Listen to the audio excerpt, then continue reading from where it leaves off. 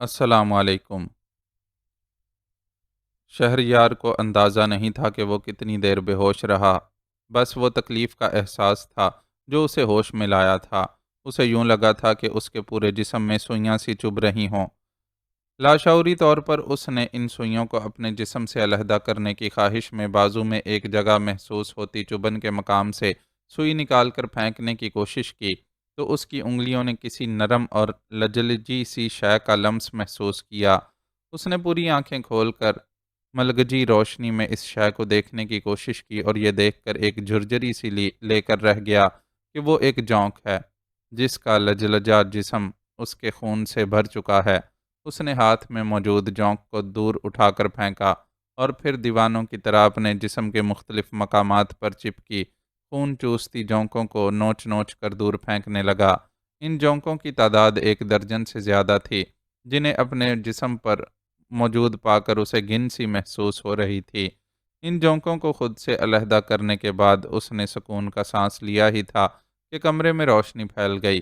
اچانک ہونے والی اس روشنی نے اس کی آنکھیں چندیا دیں۔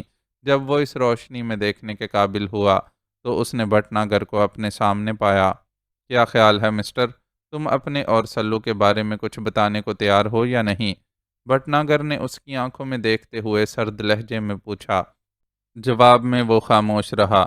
یہ خاموشی تمہیں مشکل میں ڈال دے گی۔ جو کچھ تم نے سہا ہے وہ صرف ٹریلر ہے، آگے ہمارے پاس تمہیں دکھانے کے لیے بہت کچھ ہے۔ شہریار ایک بار پھر خاموش رہا۔ اس طرح خاموش بیٹھ کر اگر تم خود کو گونگا بہرا ثابت کرنا چاہ رہے ہو تو یہ کوشش بیکار ہوگی، کیونکہ اس جگہ آ کر تو پتھر بھی بولنے پر مجبور ہو جاتے ہیں۔ لیکن میری مجبوری یہ ہے کہ میرے پاس تمہارے کسی سوال کا جواب نہیں ہے۔ بھٹناگر کی دھمکی کا اس نے بے نیازی سے جواب دیا۔ کچھ نہیں تو یہی بتا دو کہ سلو اس بنگلے سے فرار ہو کر کہاں گیا ہوگا۔ ظاہر ہے بھٹناگر اس کے انکار پر سوال کرنا نہیں چھوڑ سکتا تھا۔ تم یقین نہیں کرو گے لیکن میں سچ مچ نہیں جانتا کہ وہ کہاں گیا ہوگا۔ اس سوال کا جواب سچائی سے دینے میں کوئی عار نہیں تھا، چنانچہ اس نے دے دیا۔ گندی نالی کے کیڑے کی اولاد، تو اپنی زبان سے نہیں اگلے گا تو میں سب اگلوا لوں گا۔ تیرے جیسے پاکستانی کتے کی دم سیدھی کرنے کے لیے میرے پاس بہت طریقے ہیں۔ بھٹناگر نے اچانک ہی اسے مغلظات بکنا شروع کر دیں اور اس پر پل پڑا۔ وہ بیک وقت ہاتھوں اور پیروں کا استعمال کر رہا تھا۔ شہریار نے 4-6 ضربیں تو اپنے جسم پر کھا لیں، لیکن پھر اسے احساس ہوا کہ وہ بندھا ہوا نہیں ہے اور بھٹناگر کو اس کی اس جسارت کا جواب دے سکتا ہے، چنانچہ خود بھی اس پر جوابی حملہ کر دیا۔ اس کی کھڑی ہتھیلی کا وار بھٹناگر کے شانے پر پڑا تو وہ بلبلا اٹھا، لیکن فوراً ہی جواب میں اس کی ناف کے پاس اپنا گھٹنا دے مارا۔ بھوک، تشدد اور خون کے اخراج کی وجہ سے کمزور پڑ جانے والے شہریار کے لیے یہ وار بہت زوردار تھا، لیکن اپنے انسٹرکٹر عمر فاروق کی تربیت نے اس کے اندر اتنی قوت برداشت پیدا کر دی تھی کہ وہ نہ صرف اس وار کو سہ گیا بلکہ پلٹ کر بھٹناگر کے سینے پر اپنے سر کی زوردار ٹکر مار دی۔ بھٹناگر ٹکر کھا کر ذرا پیچھے ہٹا اور لات گھما کر اس کے پہلو میں رسید کی۔ اس کے بعد فوراً ہی اس نے ایک مکہ شہریار کے جبڑے پر جڑ دیا۔ شہریار نے بھی ہمت نہیں ہاری اور جواب میں اس کی پیٹھ پر ایک لات رسید کی، حالانکہ وہ دیکھ رہا تھا کہ اس مقابلے کا اسے کوئی فائدہ نہیں ہوگا اور اگر وہ بھٹناگر کو شکست دینے میں کامیاب بھی رہا تو اس کے ہاتھ کچھ نہیں آئے گا، کیونکہ کمرے کے ہر کونے میں جدید اسلحے سے لیس بھٹناگر کے ساتھی آ کھڑے ہوئے تھے۔ البتہ انہوں نے اس لڑائی میں دخل اس لیے نہیں دیا تھا کہ بھٹناگر نے انہیں خود دخل اندازی سے روک دیا تھا۔ تو یہاں سسک سسک کر پاگل کتے کی موت مرے گا اور مرنے سے پہلے میں تیرے اندر سے سب کچھ نکال لوں گا۔ ہاتھ پیروں کے ساتھ بھٹناگر کی زبان کو بھی سکون نہیں تھا۔ پتہ نہیں کیوں وہ اپنے الفاظ سے اسے مستقل مشتعل کرنے کی کوشش کر رہا تھا۔ میں جیسی بھی موت مروں لیکن آج تو اپنے آدمیوں کے سامنے میرے ہاتھوں ذلیل ہو کر رہے گا۔ شہریار نے اسے جواب دیا اور یکدم ہی دونوں ہاتھوں سے اس دیوار کی طرف اچھال دیا جہاں اس کا گن بردار ساتھی کھڑا ہوا تھا۔ بھٹناگر کو اس پر اچھالنے کا مقصد یہ تھا کہ اگر دھکا کھانے سے اس کے آدمی کے ہاتھوں سے گن نکل گئی اور وہ اس تک رسائی حاصل کرنے میں کامیاب رہا تو بازی پلٹ سکتی ہے۔ چنانچہ بھٹناگر کو اچھالتے ہی خود بھی اس طرف چھلانگ لگائی۔ اس کی حسب توقع گن مین دھکا لگنے سے گر گیا تھا اور اس کے ہاتھ سے گن نکل کر دور جا گری تھی، لیکن اس موقع پر بھٹناگر نے حیرت انگیز پھرتی کا مظاہرہ کیا اور لیٹے لیٹے ہی اس کی راہ میں اس طرح ٹانگ اڑائی کہ وہ گن تک پہنچنے سے قبل ہی گر گیا۔ یہ بات محسوس کر کے کہ وہ گن تک رسائی حاصل کرنے کی کوشش کر رہا ہے، مختلف کونوں میں کھڑے دوسرے گن مین بھی حرکت میں آ گئے۔ انہوں نے اس کے سنبھل کر اٹھنے سے قبل ہی اپنے گھیرے میں لے لیا۔ فرار کا سپنا من سے نکال دو مسٹر، یہاں صرف وہ آتے ہیں جنہیں ہم لائیں، اور واپس کوئی نہیں جاتا۔ اس دوران میں خود کو سنبھال کر کھڑے ہو جانے والے بٹناگر نے اس کے پہلو میں ایک زوردار لات رسید کی اور نفرت زدہ لہجے میں بولا، ہتھیاروں کے زور پر مجھے زیر کر کے خود پر اترانے کی بجائے ہمت ہے تو اپنے زور بازو پر مجھ سے جیت کر دکھاؤ۔ شہریار نے اپنی سمت اٹھی، گنوں کو دیکھتے ہوئے اسے چیلنج کیا۔ اتنا تو وہ بھی سمجھتا تھا کہ ان جدید گنوں کی موجودگی میں حرکت کرنا جذباتی حماقت کے سوا کچھ نہ ہوگا۔ یہ کوئی فائٹنگ ونگ نہیں ہے جو میں اس طرح کے چیلنجز قبول کرنے کی حماقت کروں، نہ ہی مجھے خود کو سورما ثابت کرنے کا شوق ہے۔ تم میرے دیش کے دشمن ہو اور میں دشمن کے ساتھ ہر طرح کا برتاؤ کرنے کو جائز سمجھتا ہوں، کیونکہ مجھے اپنے دشمنوں سے بہادری کا سرٹیفکیٹ نہیں بلکہ اپنے سوالوں کے جواب چاہیے ہوتے ہیں۔ اس کے چیلنج کے جواب میں بٹناگر سرد مہری سے بولا اور اپنے آدمیوں کو اشارہ کیا تو ان میں سے ایک نے اسے زوردار ٹھوکر لگائی اور سخت لہجے میں بولا، چل اٹھ۔ شہریار اپنے دکھتے ہوئے جسم کو سمیٹ کر کھڑا ہو گیا۔ اسے معلوم تھا کہ تاخیر کی صورت میں مزید مار کھانا پڑے گی۔ ویسے ان لوگوں کے پاس اس کے لیے اذیت رسانی کے سوا اور کچھ تھا بھی نہیں۔ اسے ان کی قید میں کئی گھنٹے گزر گئے تھے اور کچھ کھلانا تو دور کی بات، انہوں نے اسے پانی تک نہیں پلایا تھا۔ اب تک وہ جتنی اذیت سے گزر چکا تھا، اس کے باعث خاصی کمزوری محسوس کر رہا تھا، اور اپنی زائل ہوتی توانائی کو بحال کرنے کے لیے اسے کم از کم ایک گلاس پانی کی شدید خواہش تھی۔ لیکن اپنی اس خواہش کو زبان پر لا کر وہ انہیں اپنی کمزوری کا احساس نہیں دلانا چاہتا تھا۔ اس کی زندگی جس ڈگر پر چل رہی تھی، وہ اس کی کٹھنائیوں سے خوب واقف تھا۔ اسے معلوم تھا کہ دشمنوں کی گرفت میں آ جانے والے سیکرٹ ایجنٹ کے نصیب میں اذیتوں کے سوا کچھ نہیں ہوتا۔ ان اذیتوں سے یا تو موت نجات دلاتی ہے یا پھر حب الوطنی اور ضمیر کے سودے سے تھوڑی آسانی حاصل کی جا سکتی ہے۔ آزادی اور رہائی کسی ایک آدھ خوش نصیب کے حصے میں ہی آتی ہے، اور اسے اپنے بارے میں علم نہیں تھا کہ ایسے خوش نصیبوں میں اس کا شمار ہے یا نہیں۔ فی الحال تو وہ اپنی قوت برداشت کا امتحان دینے اور دیتے رہنے کے لیے تیار تھا، یہاں تک کہ اس قید خانے یا زندگی سے رہائی نصیب ہو جائے۔ سودے بازی بہرحال اسے کسی صورت منظور نہیں تھی۔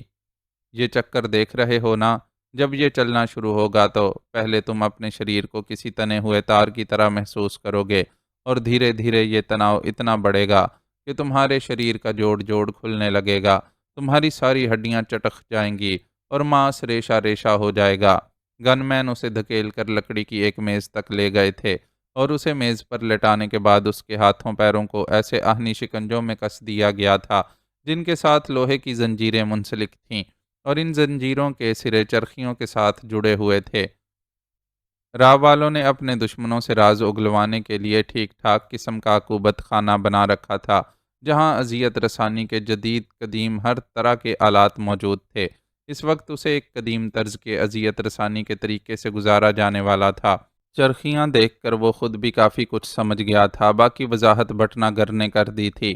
شاید وہ جسمانی اذیت دینے سے قبل اسے اعصابی طور پر توڑ پھوڑ دینا چاہتا تھا، لیکن اسے اندازہ نہیں تھا کہ مد مقابل کو ایمان کی حرارت اور راہ کے دہشت گردوں کے لیے سخت نفرت نے اتنا سخت جان بنا دیا تھا کہ وہ اس کے جسم کو توڑ پھوڑ سکتے تھے، لیکن اس کے اعصاب پر حاوی ہونا ان کے بس کی بات نہیں تھی۔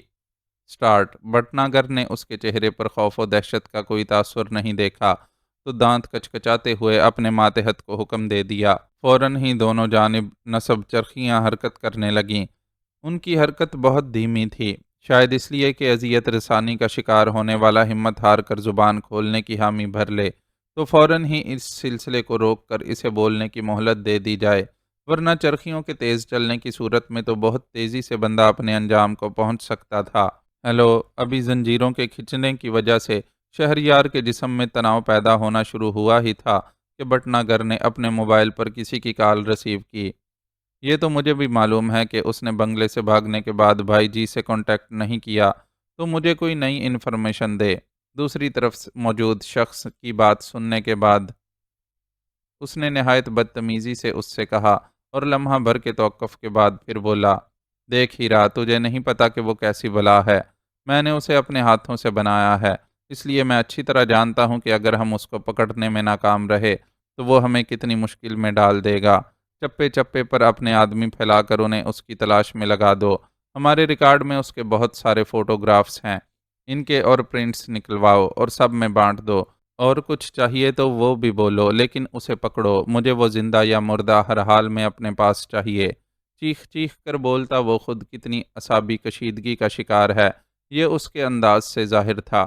شہریار نے بھی اس گفتگو کا ہر لفظ سنا اور سمجھ گیا کہ ہنوز وہ لوگ سلو کی تلاش میں ناکام ہیں۔ میرے آدمی اسے نہیں ڈھونڈ سکے تو سالہ اگلے گا کہ وہ کہاں چھپا ہوا ہے۔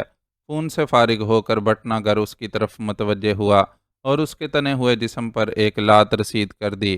اب معلوم نہیں کہ اس نے قوت زیادہ لگائی تھی یا زخم وجود کے ساتھ تنی ہوئی حالت میں شہریار کو اس کی شدت زیادہ محسوس ہوئی اور اسے اپنی چیخ کو روکنے کے لیے باقاعدہ نچلے ہونٹ کو دانتوں میں بینچ کر اپنا منہ بند رکھنا پڑا۔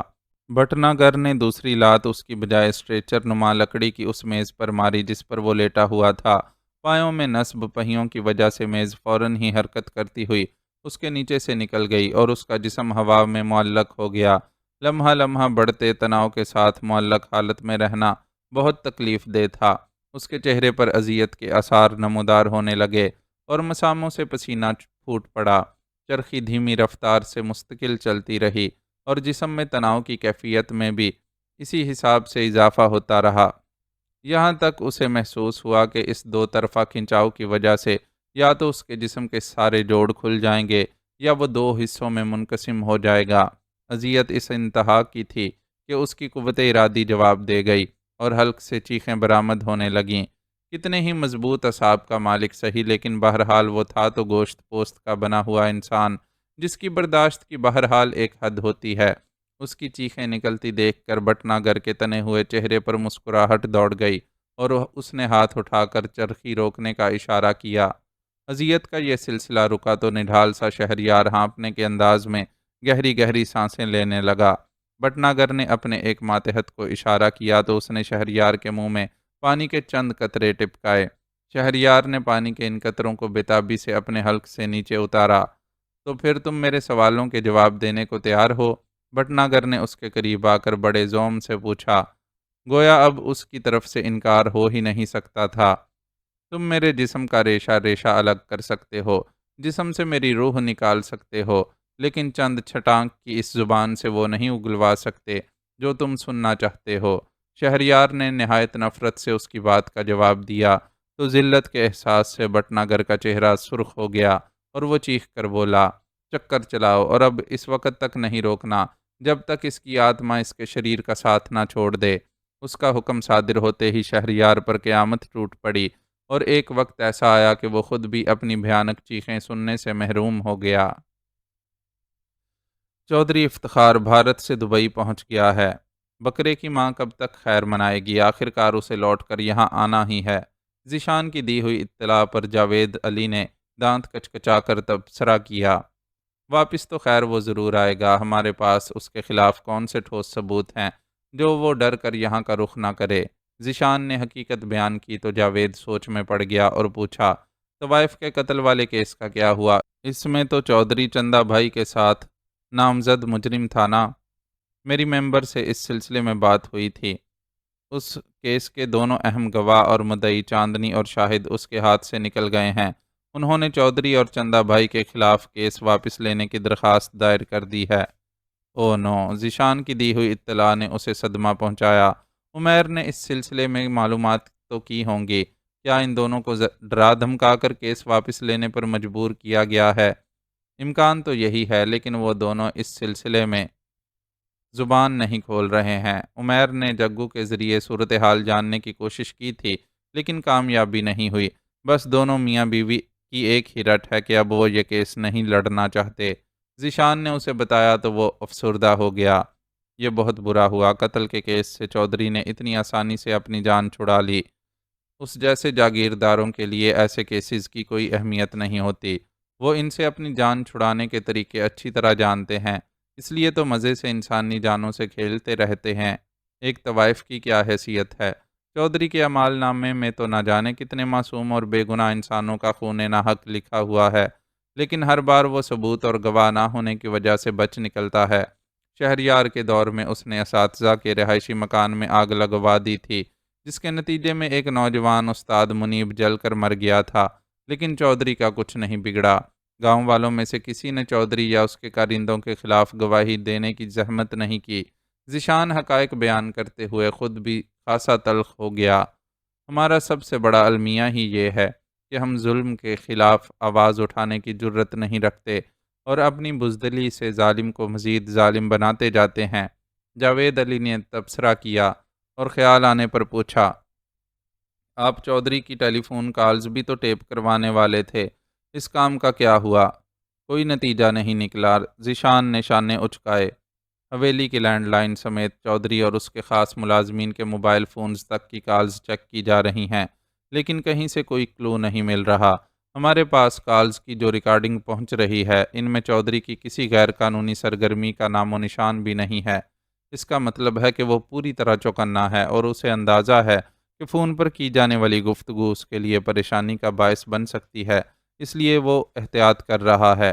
ذیشان کا جواب سن کر اس نے اپنا خیال ظاہر کیا، ایسا ہی لگتا ہے، لیکن مجھے تعجب اس بات پر ہے کہ پھر چودھری اپنے یہاں کے کام کیسے چلا رہا ہے۔ اسے کسی نہ کسی طرح اپنے آدمیوں کو ہدایات تو دینی پڑتی ہوں گی، ملازمین بھی اسے یہاں کی اطلاعات دیتے ہوں گے، لیکن جو ریکارڈنگز ہمارے پاس آئی ہیں ان میں کوئی سنگن نہیں ہے۔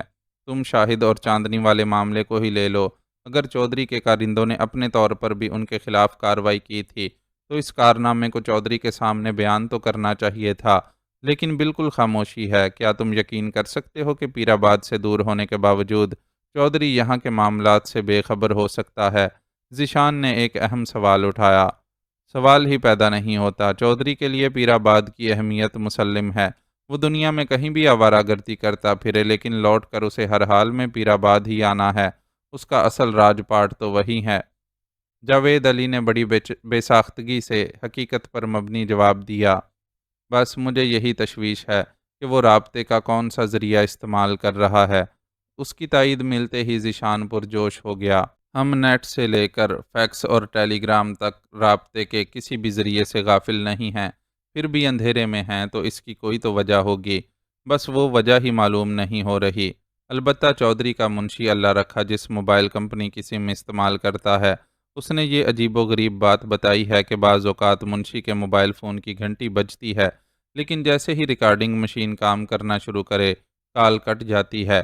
حیرت انگیز بات یہ ہے کہ ایسی کسی کال کا کھوج بھی نہیں ملتا کہ یہ کس نمبر اور علاقے سے کی جا رہی ہے۔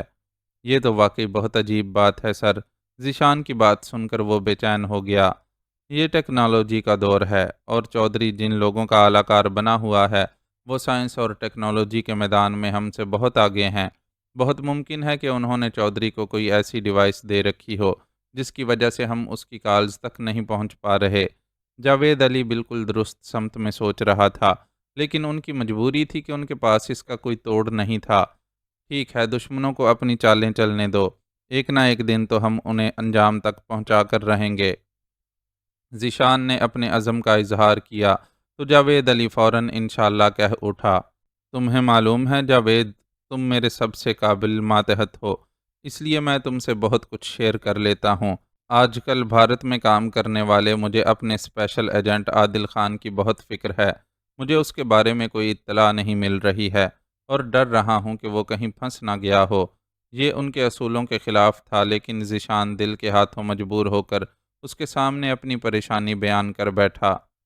یہ عادل خان وہی تو نہیں ہیں سر جنہوں نے کراچی میں میرے ساتھ کام کیا تھا؟ وہ بہت ذہین اور بہادر آدمی ہیں اور میری خواہش ہے کہ مجھے پھر کبھی دوبارہ ان کے ساتھ کام کرنے کا موقع مل سکے۔ ہاں، میں اسی عادل خان کی بات کر رہا ہوں۔ تو پھر مجھے یقین ہے کہ بھارتی ان کا کچھ نہیں بگاڑ سکیں گے۔ وہ اگر ان کی گرفت میں آ بھی گئے تو زیادہ دن قابو میں نہیں رہیں گے۔ ان جیسے بہادروں کو زیر کرنا بھارتی چوہوں کے بس کی بات نہیں ہے۔ اس نے بڑے یقین سے ذیشان کو امید دلائی۔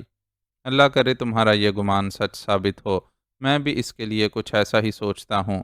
جاوید علی کو یہ مختصر جواب دے کر وہ بظاہر اپنے کام میں مصروف ہو گیا، لیکن ذہن بہت سی فکروں میں الجھا ہوا تھا۔ ان فکرات میں شہریار کی سلامتی کے علاوہ ماہبانوں کی فکر بھی شامل تھی۔ اسے مشابرم خان کے آرلینڈو پہنچنے کی خبر مل گئی تھی، لیکن اس کے بعد ابھی تک ہنوز خاموشی تھی، اور وہ نہیں جانتا تھا کہ مشابرم خان وہاں مصطفیٰ خان کی معاونت سے کیا کچھ کر رہا ہے۔ وہ تو اس دن سے بھی خوف زدہ تھا جب شہریار سے سامنا ہوتا اور وہ اسے ماہبانوں سے متعلق کوئی اچھی خبر دینے سے معذور ہوتا۔ مشابرم خان جنگل میں تھا۔ اس کا ساتھ دینے کے لیے مصطفیٰ خان نے ایک آدمی کو بھی ساتھ کر دیا تھا۔ وہ دونوں تمام ضروری سامان سے لیس تھے، اس لیے انہیں جنگل میں سفر کرنے میں کوئی دشواری پیش نہیں آ رہی تھی، اور وہ تیزی سے اپنی منزل کی طرف بڑھتے چلے جا رہے تھے۔ مصطفیٰ خان نے انہیں لیب کی لوکیشن سے کافی حد تک آگاہ کر دیا تھا، اس لیے ان کا سفر ایک مخصوص سمت میں جاری تھا۔ جنگل میں تو آگ لگی ہوئی ہے۔ مشابرم خان کے ساتھی نے بہت دور اٹھتے آگ کے شعلوں کو دیکھ کر اسے بلند آواز میں آگاہ کیا۔ واقعی، لیکن یہ آگ لگی کیسے؟ مشابرم خان نے بھی اس جانب دیکھا اور حیرت کا اظہار کیا۔ یہاں جنگلوں میں آگ لگنا کوئی غیر معمولی بات نہیں ہے۔ مختلف قدرتی عوامل کی وجہ سے ایسا ہوتا رہتا ہے، لیکن پریشانی کی بات یہ ہے کہ یہ آگ لگ بھگ اسی جگہ پر لگی ہوئی ہے جہاں لیب کی موجودگی کا امکان ہے۔ اس نے بتایا تو مشابرم خان کے چہرے پر پریشانی دوڑ گئی۔ اب ہم کیا کریں؟ ہمیں تو جانا ہی لیب کی طرف تھا۔ ہمارے پاس آگے بڑھنے کی گنجائش نہیں ہے۔ جنگل میں آگ بہت تیزی سے پھیلتی ہے۔ آگے بڑھنا خودکشی کے مترادف ہوگا۔ ہمارے پاس واپسی کے سوا کوئی چارہ نہیں ہے۔ فاہد نے حقیقت پر مبنی جواب دیا۔ لیکن ہم اس طرح ناکام کیسے واپس لوٹ سکتے ہیں؟ مصطفیٰ خان کو پورا یقین تھا کہ ماہبانوں کو اس لیب میں رکھا گیا ہے۔ اگر لیب جل رہی ہے تو ماہبانوں کی زندگی کو بھی تو خطرہ ہوگا۔ ہمیں اسے بچانے کے لیے کچھ کرنا چاہیے۔ مشابرم خان بے چین ہو گیا۔ تمہارا خدشہ غلط نہیں ہے، لیکن یہ بھی حقیقت ہے کہ ہم کچھ نہیں کر سکتے۔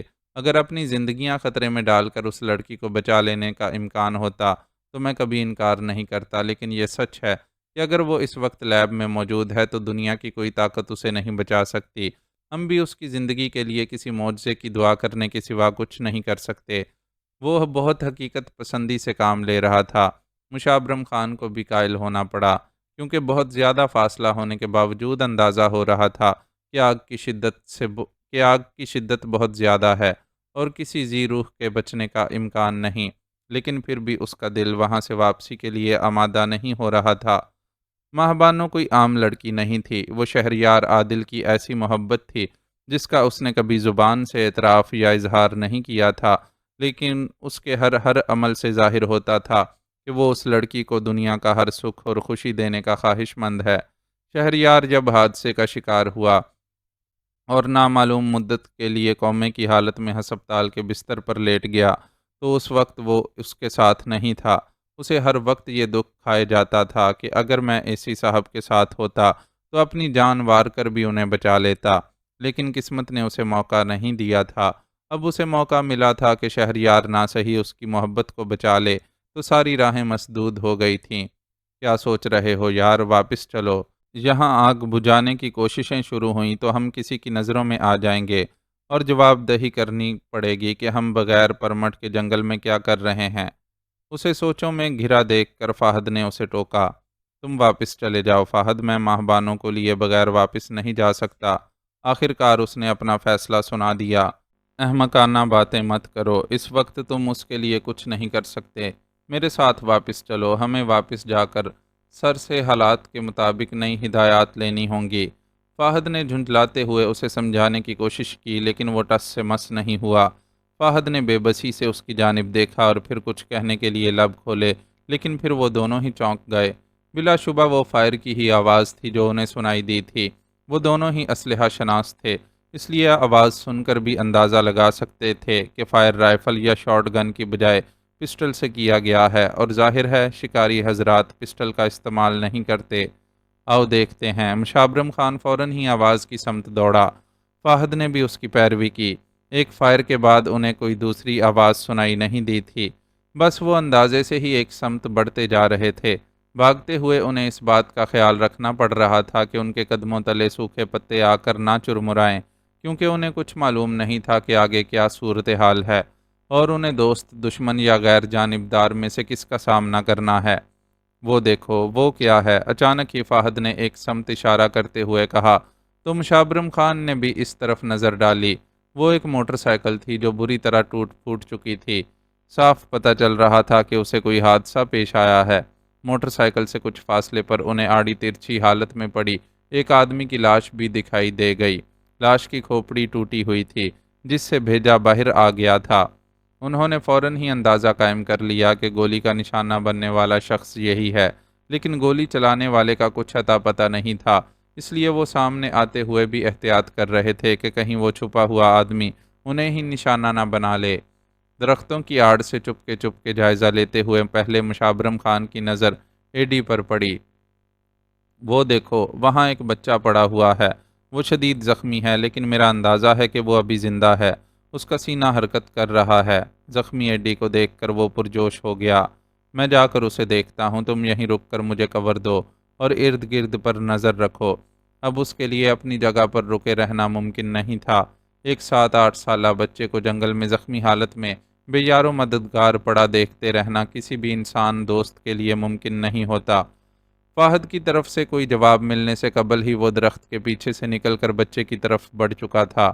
اس کے قریب پہنچ کر اس نے سب سے پہلے اس کی نبض چیک کی۔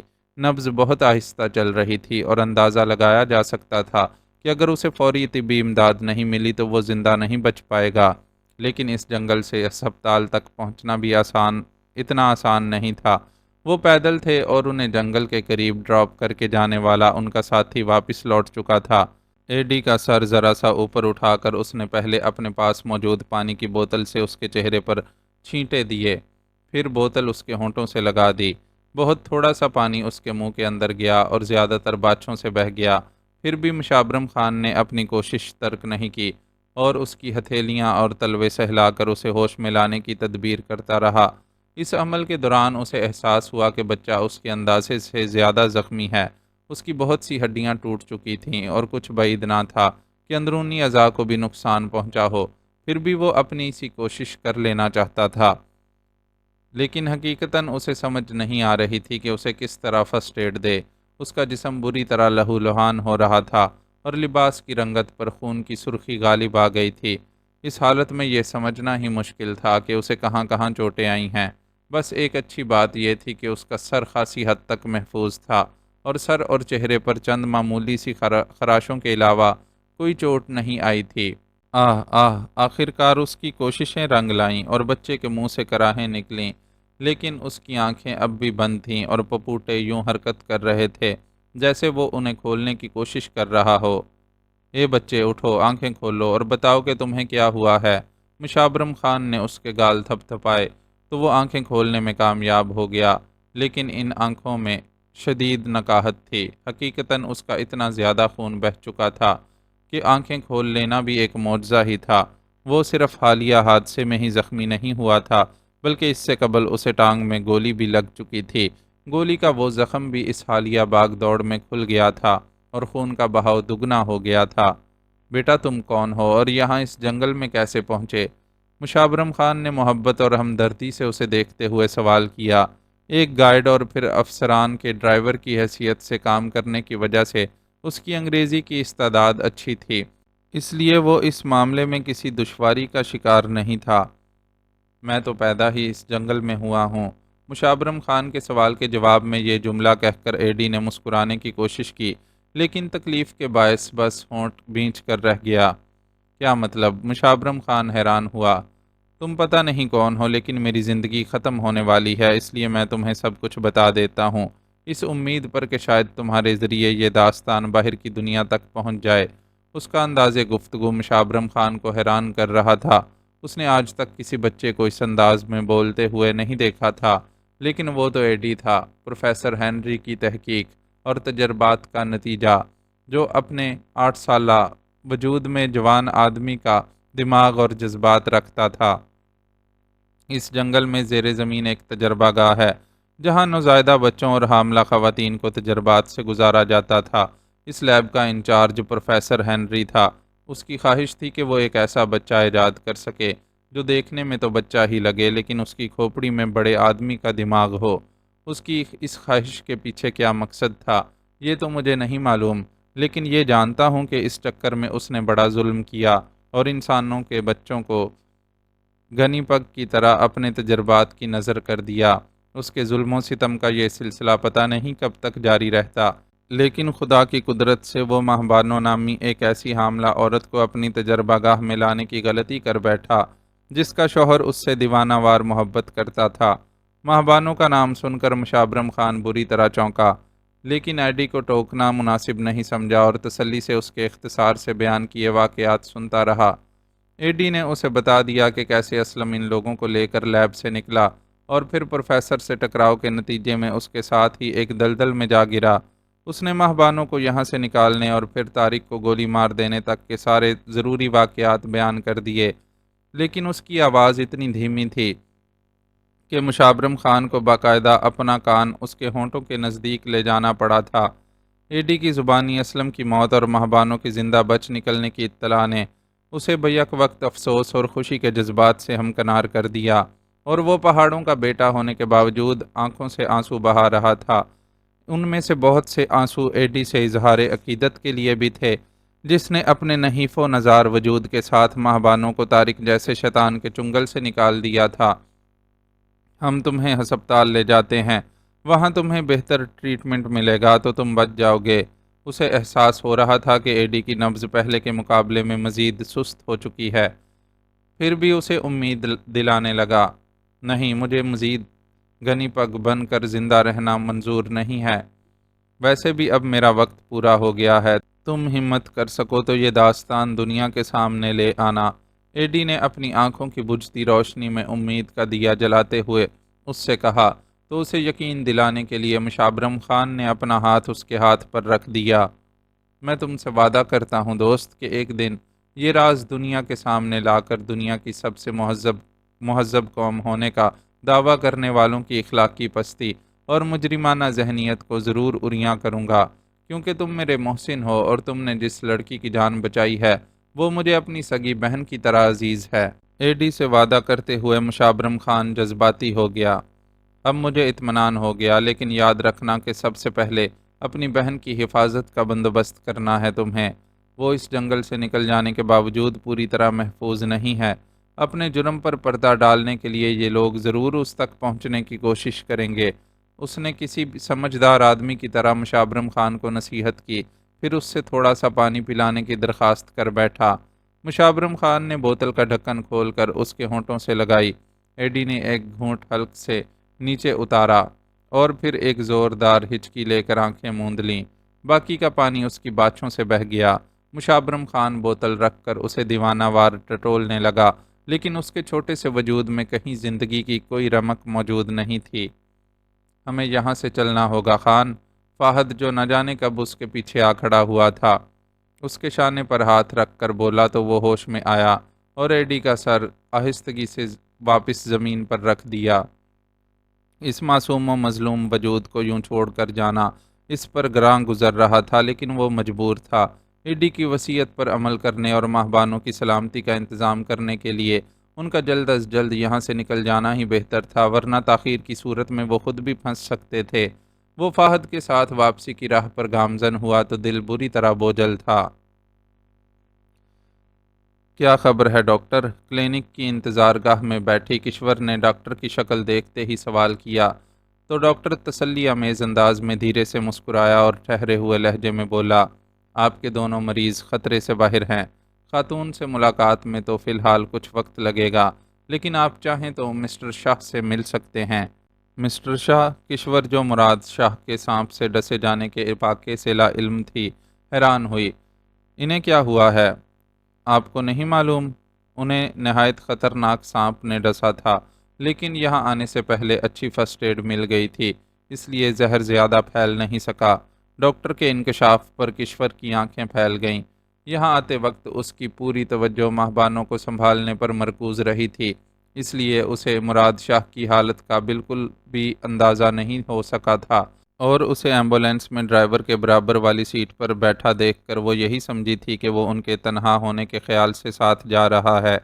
کیونکہ آفتاب تو امید کی وجہ سے گھر پر رہنے پر مجبور تھا، لیکن اب اسے یاد آ رہا تھا کہ ان کے ایمبولینس میں سوار ہوتے وقت آفتاب نے ایمبولینس کے ڈرائیور سے کچھ گفتگو کی تھی جو یقیناً مراد شاہ کے متعلق ہی ہوگی۔ میں مسٹر شاہ سے ملنا چاہتی ہوں، اس نے کانپتی ہوئی آواز میں ڈاکٹر سے فرمائش کی۔ کیوں نہیں، وہ روم نمبر 3 میں موجود ہیں۔ ڈاکٹر نے اسے بتایا تو وہ مزید کوئی بات کیے بغیر کلینک کے اس حصے کی طرف بڑھ گئی جہاں مریضوں کے لیے کمرے بنے ہوئے تھے۔ یہ ایک پرائیویٹ کلینک تھا جسے انڈونیشیا سے تعلق رکھنے والا ایک ڈاکٹر اپنے معاونین کی مدد سے چلا رہا تھا۔ مصطفیٰ کے اس ڈاکٹر سے گہرے مراسم کی ایک وجہ تو یہ نظر آتی تھی کہ مذہبی طور پر ڈاکٹر بھی مسلمان ہی تھا۔ البتہ اندازہ کیا جا سکتا تھا کہ اس ایک ظاہری وجہ کے علاوہ بھی کوئی ایسی وجہ ہوگی کہ مصطفیٰ خان نے ان حالات میں اس پر مکمل اعتماد کا اظہار کرتے ہوئے مہبانوں کو یہاں بھجوایا تھا۔ اب کیسی طبیعت ہے آپ کی لالا؟ آپ نے مجھے بتایا نہیں کہ آپ کو سانپ نے ڈسا ہے۔ بیڈ پر نیم دراز مراد شاہ کو دیکھتے ہی اس نے بھررائی ہوئی آواز میں بولنا شروع کر دیا۔ ڈاکٹر کی زبانی سنی خبر اس کے لیے تو ایک صدمہ ہی ثابت ہوئی تھی، ورنہ تو اسے یہ بھی خیال نہیں آیا تھا کہ کلینک پہنچ کر مراد شاہ کہاں غائب ہو گیا ہے۔ ریلیکس بہنا، میں بالکل ٹھیک ہوں اور اسی لیے تمہیں کچھ نہیں بتا رہا تھا کہ خواہ تمہاری پریشانی میں اضافہ ہو جائے گا۔ مراد شاہ نے اس کے سر پر ہاتھ پھیرتے ہوئے اسے تسلی دی۔ لیکن یہ ہوا کیسے؟ یہاں ایسے واقعات اتنے عام تو نہیں ہیں۔ وہ ساری تفصیل جاننا چاہتی تھی۔ جواب میں مراد شاہ نے اپنے سانپ سے ڈسے جانے اور مہبانوں کی مدد سے لے کر ان کے گھر تک پہنچنے کی ساری کتھا سنا ڈالی، جسے سن کر کشور کی آنکھوں میں آنسو آ گئے اور وہ بھررائی ہوئی آواز میں بولی، اگر آج ابا جی میرے سامنے ہوتے تو انہیں ضرور احساس دلاتی کہ وہ لڑکی جس کی زندگی برباد کرنے میں آپ نے کوئی کسر نہیں چھوڑی تھی، آج آپ کے بیٹے کی زندگی بچانے کا وسیلہ بن گئی۔ کیا مطلب؟ اس بار حیران ہونے کی باری مراد شاہ کی تھی۔ یہ ابا جی کے ظلم کی بڑی شرمناک داستان ہے جسے آپ کے سامنے بیان کرتے ہوئے مجھے بالکل اچھا نہیں لگے گا۔ پھر بھی کچھ تو بتاؤ۔ کشور کے گریز نے مراد شاہ کے تجسس میں مزید اضافہ کر دیا۔ اس کے اصرار پر کشور نے مختصراً مناسب الفاظ میں ماہبانوں کی داستان حیات سنا ڈالی۔ شفاف لڑکی ہے وہ، اسے تو ایک نظر دیکھ کر اس کا احترام کرنے کو دل چاہتا ہے، اور ابا جی نہ جانے کیسے 3 بیٹیوں کے باپ ہوتے ہوئے بھی اتنی معصوم اور کم سن لڑکی کے لیے ناپاک عزائم رکھتے تھے۔ اپنے باپ کے کردار سے آگاہ ہونے کے باوجود اسے دلی رنج ہوا۔ لالا، اللہ کے بعد اب آپ پر ماہبانوں کا احسان ہے کہ اس وقت آپ صحیح سلامت بیٹھے ہوئے ہیں، اس لیے میں آپ سے درخواست کروں گی کہ آپ اس کے لیے ضرور کچھ کیجیے گا۔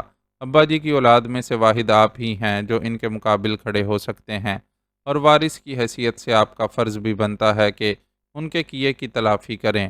کشور نے اس سے درخواست کی۔ بالکل، مجھ سے جو ہو سکا اس کے لیے ضرور کروں گا، لیکن تم یہ بتاؤ کہ اس کا ابھی کیا حال ہے؟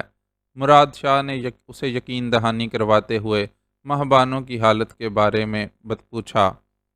ڈاکٹر نے بتایا ہے کہ اس کی حالت خطرے سے باہر ہے۔ مراد شاہ کو جواب دیتے ہوئے اسے احساس ہوا کہ اس کی معلومات ادھوری ہیں۔ دراصل بھائی کے بارے میں خبر سن کر فطری طور پر وہ اس کے لیے اتنی فکر مند ہو گئی تھی کہ ڈاکٹر سے ماہبانوں کے بارے میں تفصیلات جاننے کا خیال ہی نہیں رہا تھا، اور اب اسے اپنے رویے پر شرمندگی سی محسوس ہو رہی تھی۔ میں بالکل ٹھیک ہوں، تم جاؤ اور اس کی خیر خبر لو۔ مراد شاہ نے اس کی کیفیت کو سمجھتے ہوئے رسان سے کہا تو وہ کمرے سے نکل گئی اور انکوائری سے ماہبانوں کا کمرہ معلوم کر کے وہاں پہنچ گئی۔ ماہبانوں تکیے پر سر رکھے گہری نیند سو رہی تھی اور ایک نرس اس کی دیکھ بھال کے لیے مستعد بیٹھی ہوئی تھی۔ اب کیسی طبیعت ہے ان کی؟ اس نے نرس سے دریافت کیا۔ پہلے سے بہت بہتر ہے، لیکن ابھی بہت دیکھ بھال کی ضرورت ہے۔ کیس خاصا مشکل تھا اور ان کی حالت کو مزید مشکل بنا دیا تھا۔ میرے خدا، میں نے اپنے 8 سال کے کیریئر میں کسی حاملہ خاتون کو اتنی بری حالت میں نہیں دیکھا۔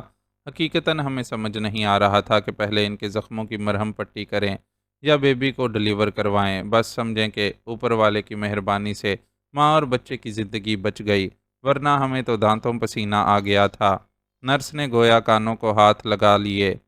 ان کے ہاں کیا ہوا ہے؟ بیٹا یا بیٹی؟ کشور نے تجسس سے پوچھا۔ بیٹا ہے، لیکن ابھی ہم نے انڈر آبزرویشن رکھا ہوا ہے، نرس نے اسے اطلاع دی۔ اس کی جان کو کوئی خطرہ تو نہیں ہے نا؟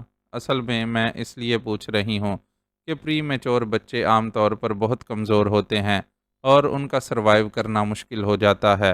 سوال کرنے کے ساتھ ہی اس نے وضاحت بھی پیش کی۔ ماہ بانو ان کی گفتگو سے بے نیاز بے خبر سوئی ہوئی تھی، اور یقیناً ایسا سکون دواؤں کے استعمال کی وجہ سے تھا۔ ارے نہیں، صحت کا کوئی مسئلہ نہیں ہے۔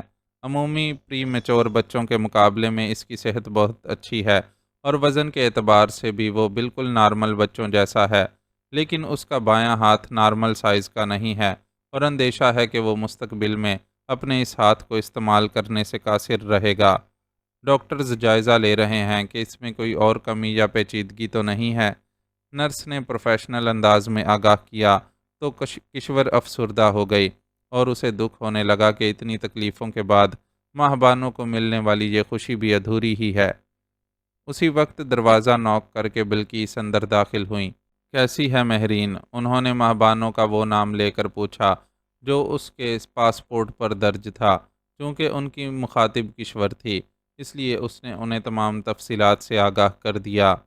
او مائی گاڈ، میرے پاس بھی اس کے لیے کوئی اچھی خبر نہیں ہے، انہوں نے افسوس سے کہا، اور بتانے لگیں۔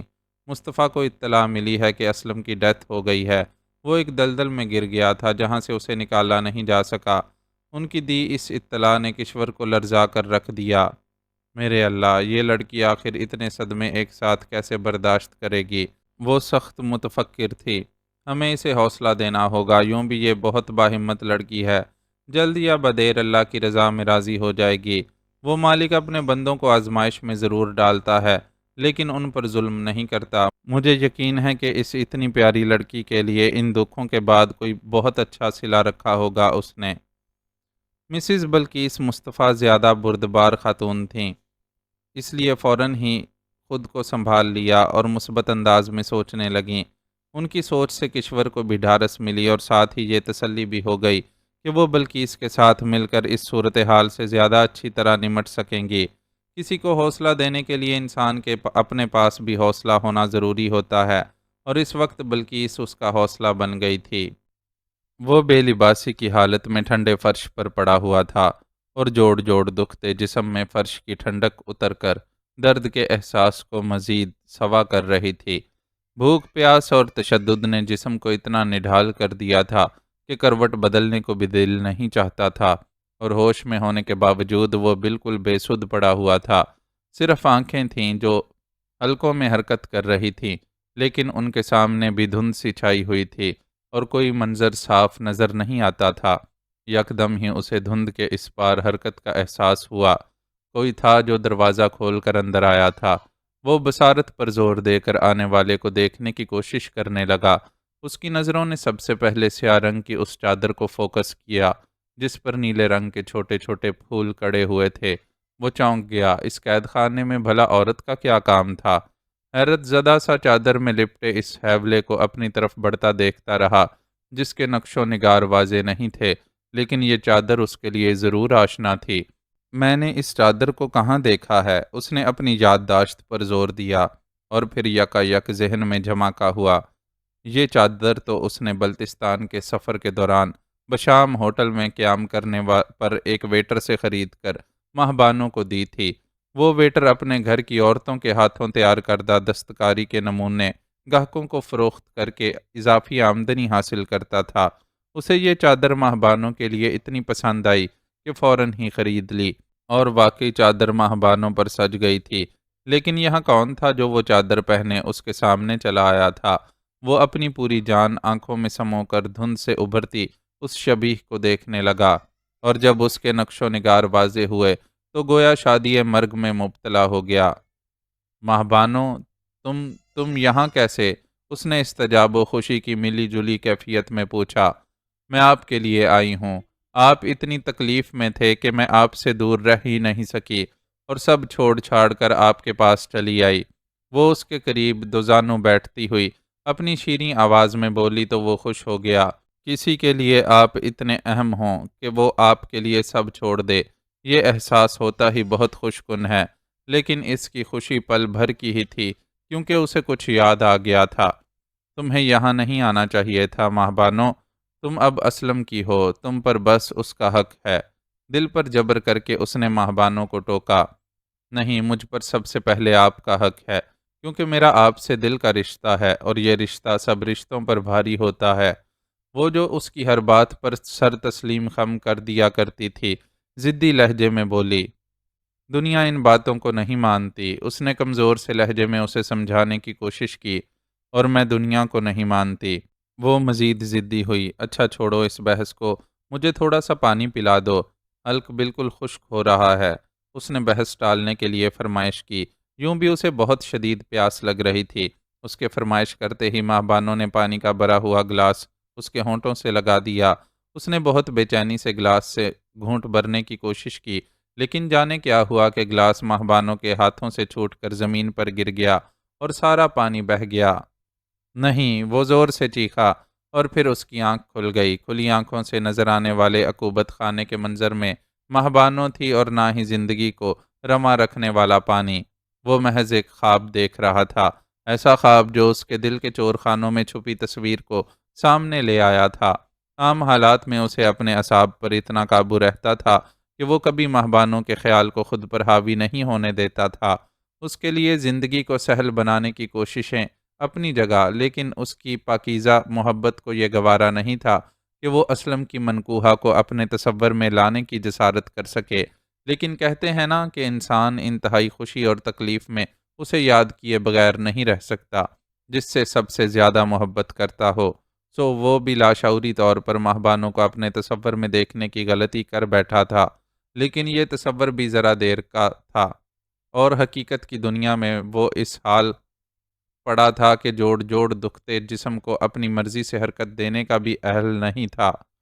اسے اس حال کو پہنچا دینے والے سورماؤں کو اس کی اتنی خراب حالت کے باوجود ڈر تھا کہ وہ کوئی ایسی ویسی حرکت نہ کر ڈالے، چنانچہ انہوں نے اسے زنجیروں میں جکڑ کر ڈالا ہوا تھا۔ ہر بار غیر انسانی تشدد سے گزارنے کے بعد وہ اسے یوں ہی تھوڑا سا وقفہ دیا کرتے تھے کہ شاید وہ اپنی شکست تسلیم کر لے، لیکن وہ اپنی شکستہ حالت کے باوجود ذہنی طور پر ان کے آگے گھٹنے ٹیکنے کے لیے تیار نہیں تھا۔ ہاں، جان وہ ضرور لے سکتے تھے، اور اس کے جانے کا اسے غم نہ ہوتا کہ وہ سر سے کفن باندھ کر ہی گھر سے نکلا تھا۔ مکمل ہوش میں آنے کے بعد اپنے عزائم کو دل میں دہراتا وہ یوں ہی وقت کی گھڑیاں گن رہا تھا کہ کمرے کا دروازہ کھلنے کی آواز آئی، اور پھر فوراً ہی اس کے نتنوں سے ایک اشتہا انگیز خوشبو ٹکرائی۔ اس خوشبو کو سونگھ کر خالی معدے میں بے چینی کی ایک لہر سی دوڑ گئی، اور اس نے فوراً دروازے کی سمت دیکھا۔ ایک آدمی کھانے کی ٹرالی لیے اندر آ رہا تھا۔ ٹرالی اندر لا کر اس نے اس کرسی کے سامنے رکھ دی جس پر بیٹھ کر بٹنا گر اس سے مذاکرات کرتا تھا۔ ٹرالی لائے جانے کے چند لمحوں کے بعد بٹنا گر خود بھی اندر آ گیا اور کرسی پر پھیل کر بیٹھ گیا۔ واہ، کیا شاندار مہک ہے! سواد بھی لازمی اچھا ہوگا۔ ٹرالی کے قریب چہرہ کر کے اس نے ایک گہری سانس کے ساتھ کھانے کی خوشبو اپنے اندر اتاری اور جھوم کر بولا۔ شہریار سمجھ گیا کہ وہ اس پر نفسیاتی دباؤ ڈالنے کے لیے ایسے اوچھے ہتھ کنڈے استعمال کر رہا ہے، چنانچہ اس کی طرف سے منہ پھیر کر آنکھیں بند کر لیں۔ چکن ٹکے سے سٹارٹ کرتا ہوں، ایسا سنہری اور خستہ چکن ٹکا میں نے اپنے جیون میں پہلے نہیں دیکھا۔ اس کے بے نیازی برتنے کے باوجود وہ باز نہ آیا اور بلند آواز میں بول کر کھانا شروع کر دیا۔ اس کے کھانے کی آوازیں شہریار کے کانوں تک پہنچ رہی تھیں، اور بالکل ایسا لگ رہا تھا کہ کوئی کتا ہڈیاں بمبوڑ رہا ہو۔ ارے بھائی، ہمارے مہمان کو تو کچھ دو۔ کہتے ہیں مہمان بھگوان سمان ہوتا ہے، اور بھگوان کی سیوا کرنا تو ضروری ہے نا۔ چلو پھر شروع ہو جاؤ۔ اس کا یہ خطاب یقیناً کھانے کی ٹرالی لانے والے ماتحت سے تھا، جس کے فوراً حرکت میں آ جانے کا اندازہ شہریار کو قدموں کی چاپ سے ہوا۔ کھٹر پٹر کی چند آوازوں کے بعد قدموں کی چاپ اس کے قریب آ کر بند ہو گئی، اور وہ اس کے بال سختی سے مٹھی میں جکڑ کر چلایا، چل اے مہمان کے بچے، تیری خوراک کا سمے ہو گیا ہے۔ اس نے زنجیروں میں جکڑے شہریار کے سر پر زبردستی ایک آہنی خود پہنا دیا۔ شہریار جو آنکھیں کھول چکا تھا، یہ دیکھ کر چونک گیا کہ آہنی خود کے ساتھ بجلی کے تار جڑے ہوئے ہیں، اور اسے خود پہنانے والا تاروں کے ساتھ موجود پلگ لے کر سوئچ پینل میں موجود ساکٹ میں لگا رہا ہے۔ وہ فوراً ہی سمجھ گیا کہ اس کے ساتھ کیا سلوک کیا جانے والا ہے۔ اپنے سارے حربے آزما کر دیکھ لو بھٹناگر، لیکن تمہیں حاصل کچھ نہیں ہونے والا۔ اس نے بھٹناگر کی آنکھوں میں آنکھیں ڈال کر اسے چیلنج کیا۔ تم کچھ بھی کہو، ہمیں تو اپنی پرمپرا پوری کرنی ہے۔ ہم تمہاری پوری خاطر کریں گے، تاکہ مرتے سمے یہ شکایت نہ کرو کہ ہم سے تمہاری سیوا میں کوئی کمی رہ گئی ہے۔ اس نے جواب دیا اور پھر اطمینان سے کھانے میں مصروف ہو گیا۔ ادھر شہریار پر قیامت ٹوٹ گئی۔ بجلی کے وہ جھٹکے کتنی دیر تک اسے دیے گئے وہ صحیح حساب تو نہیں لگا سکا، لیکن حقیقتاً اس پر سے ایک قیامت گزر گئی تھی۔ ہمیشہ کی طرح اول اس نے ضبط سے کام لینے کی کوشش کی اور چیخوں کو حلق میں ہی گھونٹتا رہا، لیکن پھر اس کی یہ کوشش ناکام ہو گئی اور حلق سے چیخیں برآمد ہونے لگیں۔ فوراً ہی برقی رو منقطع کر دی گئی۔ وہ ہانپتے ہوئے خود کو سنبھالنے کی کوشش کرنے لگا۔ چند سیکنڈ کے اندر اندر اس کی حالت بری ہو گئی تھی اور اب پورا جسم پسینے میں بھیگ رہا تھا۔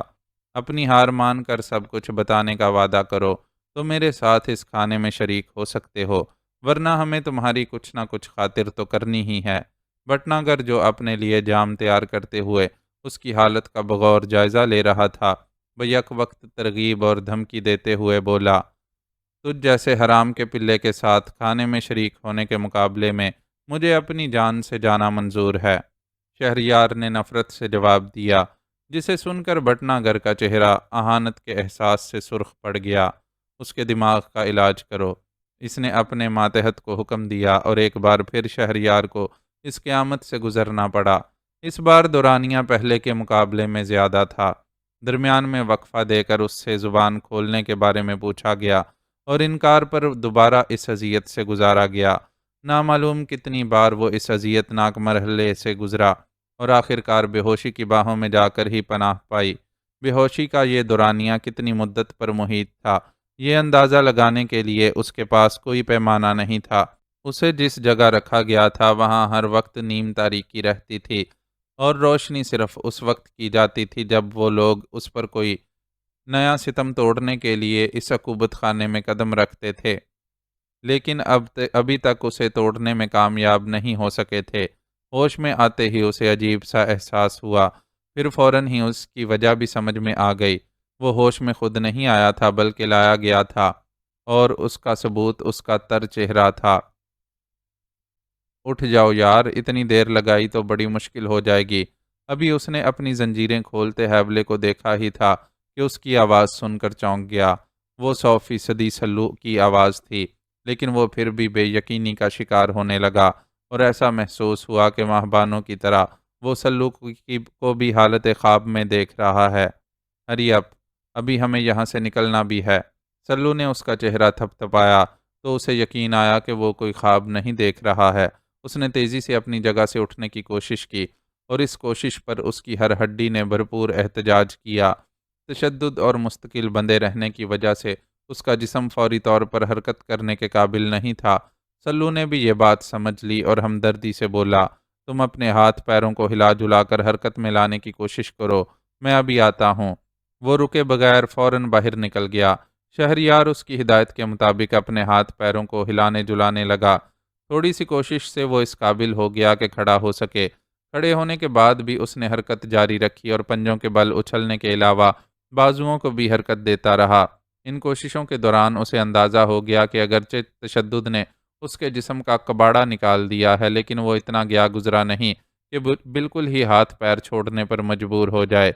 سلو کی واپسی تک وہ خود کو کافی حد تک سنبھال چکا تھا۔ یہ لو، یہ کپڑے پہن لو۔ وہ پینٹ شرٹ پر مشتمل ایک جوڑا لیے اس کے سامنے کھڑا تھا۔ شہریار نے شکر گزاری کے گہرے احساس کے تحت جوڑا تھاما اور جلدی سے پہننے لگا۔ پینٹ لمبائی میں معمولی سی کم تھی، لیکن گزارا ہو سکتا تھا۔ کم سے کم بے لباسی کے مقابلے میں تو سب کچھ قابل قبول تھا۔ تم یہاں کیسے پہنچے؟ اپنا بنیادی مسئلہ حل ہوتے ہی اس نے سلو سے پوچھا۔ لمبی کہانی ہے، پہلے یہاں سے نکل جائیں پھر بتاؤں گا۔ یہاں سے نکلنا اتنا آسان نہیں ہوگا۔ اس وقت ہم راہ کے ایک ٹھکانے پر موجود ہیں، اور یہاں ہمیں کسی بھی وقت مشکل کا سامنا کرنا پڑ سکتا ہے۔ سلو نے اسے جواب دیا اور ساتھ ہی ایک پسٹل بھی تھما دیا۔ خود اس کے اپنے ہاتھ میں ایک شارٹ گن موجود تھی۔ یہ وہ اسلحہ تھا جو وہ مون ہوٹل سے اپنے ساتھ لے کر چلے گئے تھے، لیکن شہریار پھنس جانے کی وجہ سے اس سے محروم ہو گیا تھا۔ جبکہ سلو پہلے ہی فرار ہو جانے کی وجہ سے اپنے پاس موجود اسلحہ بھی ساتھ لے جانے میں کامیاب ہو گیا تھا۔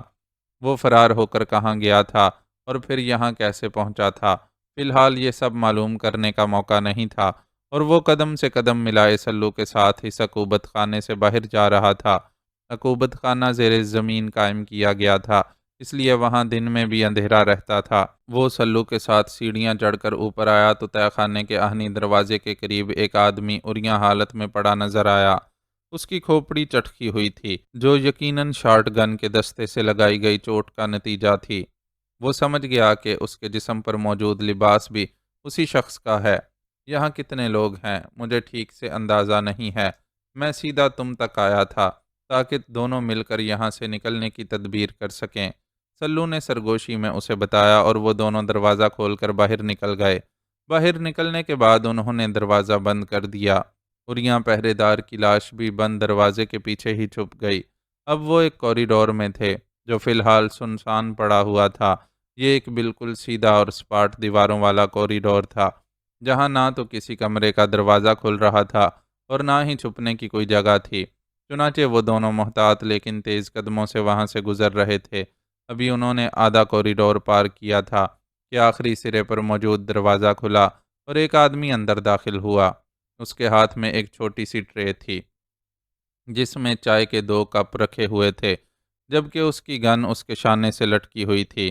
قیاس کیا جا سکتا تھا کہ وہ پہرے دار کا ساتھی تھا جو چائے لینے گیا ہوا تھا اور اس کی غیر موجودگی میں یہاں بازی پلٹ گئی تھی۔ پورے اطمینان سے واپس آتے ہوئے وہ اس منظر کا گمان بھی نہیں کر سکتا تھا جو اس کے سامنے تھا۔ چنانچہ پہلے رد عمل کے طور پر اس نے یوں منہ کھولا جیسے اپنے سامنے بھوت دیکھ لیا ہو، پھر چائے کی ٹرے ہاتھ سے چھوڑ کر گن سنبھالنی چاہی، لیکن اس سے قبل ہی سلو حرکت میں آ چکا تھا۔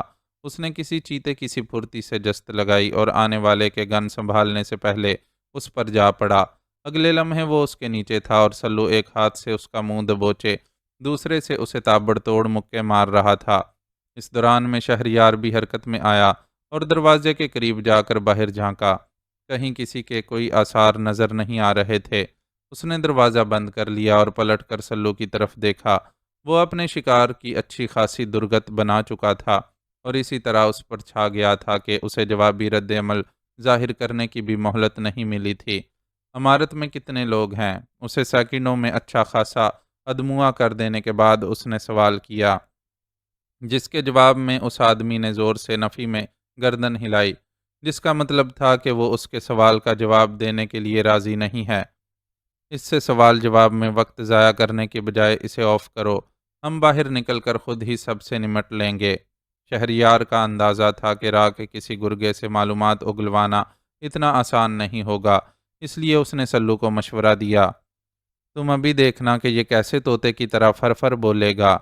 سلو یکدم ہی کھڑا ہو گیا اور اپنا ایک پیر اس آدمی کے سینے پر رکھنے کے بعد دوسرے کو کچھ اس انداز سے اس کی گردن پر رکھا کہ اس کا چہرہ بائیں رخ پر مڑ گیا اور جسم نے ایک زور کا جھٹکا کھایا، لیکن منہ آزاد ہونے کے باوجود اس کے حلق سے خرخراہٹ کے سوا کوئی آواز برآمد نہیں ہو سکی۔ اب بولو یہاں کتنے آدمی موجود ہیں؟ سلو کے لہجے میں درندے کی سی گراہٹ تھی۔ سوال کرنے کے بعد اس نے اس شخص کی گردن پر سے پاؤں کا دباؤ تھوڑا کم کیا۔ وہ فوراً ہی کسی کتے کی طرح ہانپ ہانپ کر سانس لینے لگا۔ میرے سوال کا جواب دو۔ سلو نے اس کی گردن پر دباؤ ڈالنا شروع کر دیا۔ بتاتا ہوں، وہ رحم طلب لہجے میں بولا اور پھر فر فر بتانا شروع کر دیا۔ اس کی فراہم کردہ معلومات کے مطابق عمارت میں کل 7 افراد موجود تھے، جن میں سے 2 کو تو وہ یہاں ڈھیر کر ہی چکے تھے، جبکہ باقی 5 میں سے 2 آپریشن روم میں ڈیوٹی دے رہے تھے اور 3 نے ریٹائرنگ روم میں تاش کی محفل جمائی ہوئی تھی، جس کے ساتھ شراب کا دور بھی جاری تھا۔ بٹنا گھر کے بارے میں معلوم ہوا کہ فی الحال وہ وہاں موجود نہیں ہے اور کسی کام سے نکلا ہوا ہے۔ عمارت کے بارے میں اس کی فراہم کردہ معلومات کے مطابق یہاں سے نکلنے کے لیے مین گیٹ کے سوا کوئی راستہ نہیں تھا اور مین گیٹ کو صرف آپریشن روم سے ہی کھولا اور بند کیا جا سکتا تھا۔ وہاں کوئی چوکیدار موجود نہیں تھا۔ ان معلومات کے حصول کے دوران سلو کو بار بار اس کی گردن پر دباؤ بڑھانا پڑتا تھا جب وہ رواں ہوتا تھا، ورنہ بار بار اٹک جاتا تھا۔ سلو کو جب یہ اندازہ ہو گیا کہ اب اس کے پاس کچھ بتانے کو باقی نہیں بچا تو اس نے اس کی گردن پر پاؤں کا پورا دباؤ ڈال دیا۔ دباؤ پڑنے پر وہ شخص بن پانی کی مچھلی کی طرح تڑپا اور پھر ساکت ہو گیا۔ ہمارے سامنے دو ٹارگٹ ہیں، ایک آپریشن روم اور دوسرا ریٹائرنگ روم۔ دونوں جگہ ایک سے زائد افراد ہیں، اس لیے ہم وہاں گوریلا ایکشن کی بجائے ڈائریکٹ ایکشن پر مجبور ہوں گے، اور اس کے لیے ضروری ہے کہ دونوں جگہ بیک وقت ایکشن لیا جائے۔ لیکن تم بتاؤ کہ تمہاری کیا پوزیشن ہے؟ میرے اندازے کے مطابق تم پر جتنا ٹارچر ہوا ہے، تمہارے لیے فی الوقت تیزی سے حرکت کرنا بھی مشکل ہوگا۔ اس آدمی کو اس کے انجام تک پہنچانے کے بعد وہ شہریار سے مخاطب ہوا۔ وہ لوگ جس جگہ موجود تھے وہ اس اعتبار سے بڑی اچھی تھی، یہاں کوئی مداخلت کرنے والا نہیں تھا اور انہوں نے اطمینان سے ساری کارروائی نمٹائی تھی۔ شاید اس حصے کو وہ صرف بطور ٹارچر سیل استعمال کرتے تھے، اس لیے وہاں دو محافظوں کے علاوہ کسی کی مستقل آمد و رفت نہیں تھی، اور دوسرے افراد صرف اسی وقت یہاں رخ کرتے تھے جب کسی قیدی سے پوچھ گچھ کرنا مقصود ہو۔ میں مینج کر لوں گا، اس نے مختصر جواب دیا۔ اس کی حالت اگرچہ واقعی خاصی خراب تھی، لیکن خود پر اتنا اعتبار تھا کہ ہاتھ پیر بے شک زیادہ نہ چلائے، لیکن اسلحے کے زور پر کچھ نہ کچھ کر ہی لے گا۔ اسی خیال کے تحت اس نے محافظ کی گن بھی اپنے ہاتھ میں لے لی تھی اور اور پسٹل جیب میں ڈال لیا تھا۔ اوکے، پھر تم آپریشن روم کی طرف جاؤ، میں ریٹائرنگ روم والوں سے نمٹتا ہوں۔ سلو نے فیصلہ کرتے ہوئے یقیناً اس بات کو ملحوظ رکھا تھا کہ شہریار کے حصے میں کم افراد آئیں، کیونکہ مردہ حالت میں پڑے محافظ کی اطلاع کے مطابق آپریشن روم میں صرف 2 افراد تھے۔ دونوں کمروں کی لوکیشن وہ معلوم کر چکے تھے، اس لیے وہاں تک پہنچنا کچھ مشکل نہیں تھا۔ اطراف کا دھیان رکھتے ہوئے وہ دبے قدموں آگے بڑھتے رہے۔ شہریار کے پاؤں میں جوتے بھی نہیں تھے، کیونکہ جس محافظ کا لباس اس نے پہنا تھا اس کے جوتے اس کے پاؤں میں نہیں آ سکے تھے، اور دوسرے کے جوتے چیک کرنے کا اسے خیال نہیں آیا تھا۔ جب تمہاری طرف سے فائر کی آواز آئے گی تب میں ایکشن لوں گا۔ انگریزی حرف ایل کی شکل والے برآمدے میں ریٹائرنگ روم پہلے پڑتا تھا، جبکہ آپریشن روم برآمدے کے مڑنے کے بعد دوسرے حصے میں تھا، اس لیے اسے سرگوشی میں آگاہ کر کے سلو وہیں رک گیا، جبکہ وہ سر کو ہلکی سی جنبش دے کر آگے بڑھتا چلا گیا اور پھر آپریشن روم کے سامنے جا کر ہی رکا۔ کمرے کا دروازہ کھولنے کے لیے ابھی اس نے ہینڈل پر ہاتھ رکھا ہی تھا کہ اندر سے فون کی گھنٹی بجنے کی آواز سنائی دی۔ وہ بے ساختہ ہی رک گیا۔ یس سر، کال ریسیو کرنے والے کے مؤدبانہ انداز سے ظاہر تھا کہ وہ کسی اہم آدمی سے بات کر رہا ہے۔ سبھاش صاحب اور باقی لوگ ابھی ڈنر سے فارغ ہوئے ہیں، میں انہیں آپ کا میسج پہنچا دیتا ہوں۔ شہریار کو دوسری طرف کی بات سنائی نہیں دے رہی تھی، لیکن اتنا ضرور سمجھ میں آ رہا تھا کہ کوئی ایسا پیغام دیا گیا ہے جو ریٹائرنگ روم میں موجود افراد تک پہنچایا جانا ہے۔ اس کے اعصاب اپنی جگہ تن گئے، کیونکہ امکان یہی تھا کہ وہ شخص پیغام پہنچانے کے لیے کمرے سے باہر نکلے گا، اور اس کی مجبوری یہ تھی کہ جب تک وہ فون پر مصروف تھا ایکشن لینے کی غلطی نہیں کر سکتا تھا، کیونکہ اس صورت میں فون کے ذریعے کسی بھی گڑبڑ کی خبر باہر پہنچ جاتی۔ صورتحال کو دیکھتے ہوئے اس نے انتظار کر لینا ہی مناسب سمجھا، حالانکہ یہ بھی جانتا تھا کہ اس کی طرف سے کارروائی کے آغاز میں تاخیر سلو کو تشویش میں مبتلا کر رہی ہوگی۔ اپنے بھٹناگر صاحب کو جانے کیا ہو گیا ہے، اس سے پہلے میں نے انہیں کبھی اتنا پریشان نہیں دیکھا۔ ایک طرف وہ اس سلو کی تلاش میں دیوانے ہو رہے ہیں، تو دوسری طرف اس قیدی کے لیے فکر مند ہیں۔ وہ کوئی بھوت تو ہے نہیں کہ اتنی موٹی موٹی زنجیریں توڑ کر قید خانے سے نکل بھاگے گا۔ آنند اور ونود کی تہہ خانے کے باہر ڈیوٹی لگا کر بھی انہیں چین نہیں مل رہا ہے۔ ابھی مجھ سے پوچھ رہے تھے کہ کسی نے جا کر قیدی کی خبر لی یا نہیں۔ میرا جواب سن کر بگڑنے لگے کہ اتنے خطرناک قیدی کی چنتا کرنے کی بجائے یہاں لوگ ڈنر کرتے پھر رہے ہیں۔ اب تم بتاؤ کہ وہ بھوکا پیاسا بندہ جس کا جوڑ جوڑ انہوں نے ہلا ڈالا ہے، آخر کمرے کرے گا تو کیا کرے گا؟ فون کال ریسیو کرنے والے نے کال ختم ہونے کے بعد اپنے ساتھی کے سامنے اظہار خیال شروع کر دیا۔ تو ان ساری پنچایتوں میں کیوں پڑ رہا ہے یار؟ تجھے بٹناگر صاحب نے جتنا کہا ہے اتنا کر، وہ ایسے بیکار میں پریشان ہونے والے آدمی نہیں ہیں۔ کچھ خاص بات ہے جبھی تو وہ اتنی چنتا کر رہے ہیں۔ تو نے اس بندے کا پکا پن نہیں دیکھا کیا؟ اتنے ٹارچر کے بعد سب چیں بول دیتے ہیں، لیکن اس نے ابھی تک ایک بات بھی نہیں اگلی۔ میرے حساب سے تو بھٹناگر صاحب کی پریشانی ٹھیک ہے۔ دوسرے شخص نے اپنے ساتھی کی رائے سے اختلاف کرتے ہوئے بھٹناگر کے حق میں دلائل دیے۔ شہریار کو وہ موقع بالکل مناسب لگا۔ اس نے ایک جھٹکے سے دروازہ کھولا اور اندر والوں کو سنبھلنے کا موقع دیے بغیر فائرنگ شروع کر دی۔ رد عمل میں فوراً ہی اسے ایک چیخ سنائی دی، لیکن دوسرا شخص خاصا پھرتیلا ثابت ہوا۔ اس نے ایک بڑی میز کے پیچھے پناہ لیتے ہوئے فوراً ہی اس کی طرف ایک فائر داغا۔ شہریار کو بائیں بازو میں کوہنی سے ذرا اوپر شدید جلن کا احساس ہوا۔ گولی اس کے بازو کو چھوتی ہوئی نکل گئی تھی۔ وہ فوراً ہی پیچھے ہٹ گیا اور دیوار کی آڑ میں رہتے ہوئے اندر برسٹ مارا۔ جواب میں اندر سے بھی فائرنگ کی گئی۔ حقیقتاً وہ دونوں اس پوزیشن میں تھے کہ کوئی بھی دوسرے کو نشانہ نہیں بنا سکتا تھا، اور کامیابی کا امکان بس اسی صورت میں تھا کہ کوئی ایک اتفاقیہ طور پر زد میں آ جائے۔ دوسری طرف سلو نے بھی کارروائی شروع کر دی تھی، کیونکہ وہ برآمدے کے دوسرے حصے میں ہونے والی فائرنگ کی آواز خوب اچھی طرح سن رہا تھا۔ تمہارے لیے بہتر ہے کہ ہتھیار ڈال دو، کیونکہ ہم سب کو مار کر بھی تم یہاں سے باہر نہیں نکل سکو گے۔ فائرنگ کے دوران ذرا سا وقفہ آیا تو اندر والے نے چیخ کر اسے متنبہ کیا۔ شہریار نے زبان سے اس کی بات کا جواب دینا ضروری نہیں سمجھا اور دو فائر داغ دیے۔ میری بات نہ مان کر تم بہت بڑی غلطی کر رہے ہو۔ میرا وشواس کرو، یہ بلڈنگ تمہارے لیے چوہے دان ثابت ہوگی۔ تم اس کی دیواروں سے سر پٹکتے رہ جاؤ گے، لیکن اپنی مرضی سے باہر نہیں نکل سکو گے۔ وہ ہمارا مسئلہ ہے، تمہیں اتنی ہمدردی جتانے کی ضرورت نہیں۔ شہریار نے سختی سے اس کی بات کا جواب دیا۔ اسی وقت اس نے برآمدے کے موڑ سے سلو کو نمودار ہوتے دیکھا۔ وہ تیز لیکن بے آواز قدموں سے چلتا ہوا اس کے قریب پہنچا۔ کیا پوزیشن ہے؟ قریب آ کر اس نے سرگوشی میں پوچھا۔ ایک مارا جا چکا ہے جبکہ دوسرے نے مقابلے کے لیے مورچہ سنبھالا ہوا ہے، اس نے بتایا۔ تم برسٹ مارو، اندر میں دیکھتا ہوں، سلو نے کہا تو وہ اس کی ہدایت پر عمل کرتے ہوئے ذرا سا پہلو بدل کر برسٹ مارنے کے لیے تیار ہو گیا۔ ادھر اس کی گن سے گولیاں نکلیں، ادھر اس نے سلو کو فرش پر اوندا لیٹ کر دروازے کی طرف رینگتے ہوئے دیکھا۔ اس کا اوپر کا سانس اوپر اور نیچے کا نیچے رہ گیا، کیونکہ عین اسی وقت اندر سے بھی جوابی برسٹ مارا گیا، اور سلو دروازے کے عین سامنے ہونے کی وجہ سے نشانہ بن سکتا تھا، لیکن خوش قسمتی نے اس کا ساتھ دیا اور اندر سے آنے والی گولیاں اس کے اوپر سے گزرتی چلی گئیں۔ اصل میں اندر موجود بندے کو اندازہ نہیں ہو سکا تھا کہ اس کے مقابل کی مدد کے لیے کوئی اور آ چکا ہے، اس لیے اس نے پہلے ہی کی طرح دیوار کی آڑ میں چھپے شہریار کو نشانہ بنانے کی کوشش کی تھی۔ رینگ کے عین دروازے کے بیچ میں پہنچ جانے والے سلو کی طرف تو اس کی توجہ ہی نہیں گئی تھی، اور اسی چیز کا سلو نے فائدہ اٹھایا تھا۔ میز کے پیچھے چھپا وہ بندہ فائر کرنے کے لیے آڑ سے ذرا سا باہر نکلا تھا، اور اس سے قبل کہ واپس پناہ گزین ہوتا، سلو کی شارٹ گن نے ایک کہکہا اگلا اور اس کی کھوپڑی کے پرخچے اڑ گئے۔ اب ان کے لیے میدان بالکل صاف تھا۔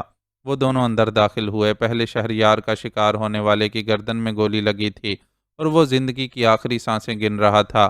وہ بدقسمت شہریار اور اس کے مقابل کے درمیان ہونے والی فائرنگ کے تبادلے کی زد میں بھی آیا تھا، اور اس کے جسم کے مختلف حصوں میں گولیاں لگی ہوئی نظر آ رہی تھیں، لیکن یہ اس کی بدنصیبی بھی تھی کہ کوئی بھی گولی اس ایسے مقام پر نہیں لگی تھی کہ زندگی کا چراغ فوراً ہی گل ہو جاتا، سو اسے سسک سسک کر اپنی جان دینی پڑ رہی تھی۔ اس پر نظر پڑتے ہی شہریار نے پہچان لیا کہ یہ وہی شخص ہے جس نے اسے خاردار کوڑے سے پیٹنے کے بعد زخموں پر نمک ملا تھا اور پھر سر کے نیچے آگ دہکا دی تھی۔ اب وہ اذیت پسند شخص خود شدید اذیت برداشت کرتے ہوئے موت کی آغوش میں جا رہا تھا۔ اسے اس کے انجام تک پہنچنے کے لیے چھوڑ کر وہ خود کمپیوٹر کی طرف متوجہ ہو گیا۔ سلو نے جس شخص پر تشدد کر کے معلومات حاصل کی تھیں، اس نے یہی بتایا تھا کہ بیرونی گیٹ کو صرف آپریشن روم سے ہی کھولا اور بند کیا جا سکتا ہے، اور اب وہ کی بورڈ پر مختلف بٹن دباتا بیرونی گیٹ کھولنے کی کوشش کر رہا تھا۔ خوش قسمتی سے کمپیوٹر اور کنٹرول پینل کمرے میں ایسے رخ پر رکھے ہوئے تھے کہ فائرنگ کی زد میں آنے سے محفوظ رہے تھے، اور اس وقت وہ اس قابل تھا کہ مین گیٹ کھولنے کی کوشش کر سکے۔ اس کی اس کوشش کا نتیجہ فوراً سامنے آ گیا۔ مین گیٹ کھولنے کے لیے کمپیوٹر اس سے کوڈ مانگ رہا تھا، اور ظاہر ہے اسے کوڈ معلوم نہیں تھا۔ کیا ہوا؟ کام بنا؟ مختلف درازوں کو پھرتی سے کھول کر ان کی تلاشی لینے میں مصروف سلو نے اسے خاموش کھڑے دیکھ کر پوچھا۔ نہیں، گیٹ کھولنے کے لیے کمپیوٹر کوڈ مانگ رہا ہے، اس نے پریشانی سے بتایا تو سلو بھی پریشان ہو گیا اور بے ساختہ ہی اس شخص کی طرف دیکھا جو اب تک جان کنی کے عالم میں تھا۔ اس کے دیکھتے ہی اس شخص نے آخری جھٹکا لیا اور جان کنی کی تکلیف سے نجات پا گیا۔ شٹ، یہ تو بہت برا ہوا، تم کوشش کرو کہ کسی طرح کوڈ ٹوٹ جائے، جھنجھلائے ہوئے سلو نے اس سے فرمائش کی، تو وہ دوبارہ کوشش میں مصروف ہو گیا، لیکن جسم کی بچی کھچی توانائی بھی اس ہنگامے میں خرچ کر لینے کے بعد اس کے دماغ پر کمزوری سے دھند سی چھانے لگی اور وہ بھرپور کوشش نہیں کر پا رہا تھا۔ سلو نے اس کی کیفیت کو بھانپ لیا اور تیزی سے کمرے سے باہر نکل گیا۔ تھوڑی دیر بعد وہ واپس آیا تو اس کے ہاتھ میں ڈبل روٹی اور دودھ کا پیکٹ تھا۔ یہ لو، جلدی سے یہ کھا لو تاکہ کچھ کرنے کے لیے توانائی بحال ہو سکے۔ اس نے ڈبل روٹی کے سلائس کے ساتھ دودھ کا پیکٹ اس کی طرف بڑھایا تو اس نے بلا تکلف دونوں چیزیں تھام لی۔ شکستہ جسم کو اس وقت توانائی کی اتنی شدید ضرورت تھی کہ وہ فی الحال دشمن کے اس ٹھکانے سے نکلنے کی فکر بھی بھول گیا تھا۔ سلو دونوں چیزیں یقیناً فریج سے نکال کر لایا تھا، اس لیے بے حد ٹھنڈی ہو رہی تھیں۔ اس کے باوجود وہ جلدی جلدی سلائس کو چباتا دودھ کی مدد سے حلق سے نیچے اتارنے لگا۔ دوسری میز پر چڑھ کر بیٹھا سلو بھی اسی عمل میں مصروف تھا اور اس کے انداز سے بھی ظاہر تھا کہ اسے بھی کافی طویل وقفے کے بعد کچھ کھانے کو ملا ہے۔ ڈبل روٹی اور دودھ کے پیکٹوں کو ٹھکانے لگانے کے بعد انہوں نے ایک دوسرے کی طرف دیکھا اور پھر زور سے ہنس دیے۔ چلو چل کر یہاں سے نکلنے کا کوئی اور راستہ تلاش کرتے ہیں، یہ تجویز سلو نے پیش کی، جس سے اتفاق کرتے ہوئے وہ اپنی جگہ سے کھڑا ہو گیا۔ اگلے چند منٹوں میں انہوں نے پوری عمارت میں گھوم پھر کر دیکھ لیا۔ عجیب قلعہ نما عمارت تھی جس سے باہر نکلنے کا مین گیٹ کے سوا کوئی دوسرا راستہ نہیں تھا۔ کھڑکیوں پر لوہے کی اتنی مضبوط سلاخیں لگی ہوئی تھیں کہ انہیں توڑنے یا کاٹنے کا سوال ہی پیدا نہیں ہوتا تھا۔ ان دونوں نے پھر بھی اپنے طور پر کوشش کر کے دیکھ لی، لیکن ناکامی کا منہ دیکھنا پڑا۔ عمارت کی بناوٹ کچھ ایسے طرز کی تھی کہ چھت پر جانے تک کا راستہ نہیں رکھا گیا تھا، ورنہ وہ وہاں سے ہی نکلنے کی کوشش کرتے۔ دیواریں توڑ کر نکلنا بھی ممکن نہیں تھا، کیونکہ اول تو دیواریں بہت مضبوط تھیں، دوسرے ان کے پاس ایسا ساز و سامان بھی نہیں تھا جس کی مدد سے ایسی کوئی کوشش کی جا سکتی۔ شہریار کو اپنے مقابل کے آخری الفاظ یاد آئے۔ اس نے کہا تھا، میرا وشواس کرو، یہ بلڈنگ تمہارے لیے چوہے دان ثابت ہوگی۔ تم اس کی دیواروں سے سر پٹکتے رہ جاؤ گے لیکن اپنی مرضی سے باہر نہیں نکل سکو گے۔ اس کا دعویٰ بالکل درست ثابت ہوا تھا۔ واقعی وہ دیواروں سے سر پٹکتے پھر رہے تھے لیکن باہر نکلنے کا راستہ تلاش نہیں کر پا رہے تھے۔ یہ عمارت ان کے لیے چوہے دان بن گئی تھی جہاں وہ پھنس کر رہ گئے تھے۔ باہر نکلنے کا صرف ایک ہی راستہ تھا، مین گیٹ، اور وہ اس راستے کو کھولنے والے جادوئی کھل سم سے آگاہ نہیں تھے۔ ہر طرف سر پھوڑ لینے کے بعد وہ ایک بار پھر سیاہ رنگ کے گیٹ کے سامنے جا پہنچے، لیکن وہ قسمت کے بند تالے کی طرح کھلنے کے لیے تیار نہیں تھا۔ کچھ دیر اسے کھولنے کی لا حاصل صحیح کرنے کے بعد وہ پلٹنے ہی لگے تھے کہ کسی گاڑی کے انجن کی آواز نے اپنی طرف متوجہ کر لیا۔ گاڑی گیٹ کے سامنے ہی آ کر رکی تھی، لیکن دروازے میں کوئی درز نہ ہونے کے سبب وہ اسے دیکھنے سے قاصر تھے۔ شہریار کچھ سوچ کر سرپٹ آپریشن روم کی طرف بھاگا، کیونکہ وہ وقتاً فوقتاً مستقل کوشش کرتا رہا تھا، اس لیے کمپیوٹر کی سکرین پر اس وقت بھی مین گیٹ کا منظر ہی نظر آ رہا تھا۔ اس نے کچھ بٹنوں کو پش کیا تو منظر واضح ہو گیا اور گیٹ کے باہر موجود گاڑی نظر آنے لگی۔